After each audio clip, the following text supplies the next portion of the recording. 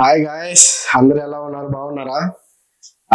ఈ రోజు అయితే ఒక న్యూస్ అయితే చూశాను గాయస్. ఆ న్యూస్ మీతో పంచుకోవాలనుకుంటున్నాను, డిస్కస్ చేయాలనుకుంటున్నాను. ఏం జరిగిందంటే తమిళనాడు కోయంబత్తూరులో ఒక ఇన్సిడెంట్ అయితే జరిగింది. తండ్రి కొడుకు కోసం ఒక పెద్ద సాహసం అయితే చేశాడు. ఏంటి ఆ సాహసం అంటే ఆ ఒక రెస్టారెంట్ ఫుడ్ ఛాలెంజ్ అయితే కండక్ట్ చేసింది గైస్. ఆ ఫుడ్ ఛాలెంజ్ లో ₹1,00,000 ప్రైజ్ మనీ, 6 బిర్యానీలు తింటే ₹50,000 ప్రైజ్ మనీ, 4 బిర్యానీలు తింటే 3 బిర్యానీలు తింటే ₹25,000 ప్రైజ్ మనీ. అయితే ఈయన ఆ ₹50,000 గెలిచేసుకున్నాడు. 4 బిర్యానీలు తినేసి ₹50,000 గెలిచేసుకున్నాడు. ఈ పార్టిసిపేషన్ కి గల కారణం ఏంటంటే వాళ్ళ కొడుక్కి ఒక ఆటిజం అనే డిసార్డర్ ఒకటి ఉంది గైస్. ఆ ఆటిజం డిసార్డర్ వల్ల అతను పార్టిసిపేట్ చేయాల్సి వచ్చింది. వాళ్ళ కొడుకుని కాపాడుకోవాల్సి వచ్చింది. అతను ఏంటంటే ఒక టాక్సీ డ్రైవర్ అనమాట.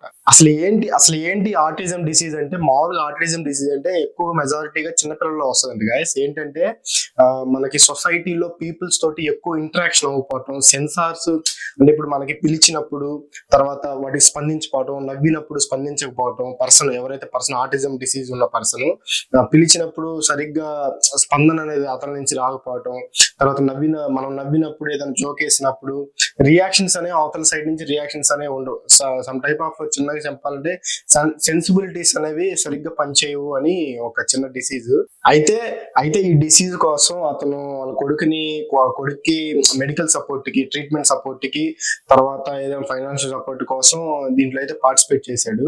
చూడండి ఎంత గొప్ప మనసు. ఇలాంటి విషయాలు చూసినప్పుడు మనకు అప్పుడప్పుడు కొంచెం చాలా ఆనందంగా వేసింది. ఎందుకంటే తండ్రి చూడండి, ఒక కొడుకు కోసం తన జీవితంలో, ఇప్పుడు ఎవరైనా కుటుంబం కోసం పోరాటం చేయడం అనేది చాలా గొప్ప వాళ్ళ కుటుంబానికి మంచి జరగాలని కోరుకుంటున్నాను.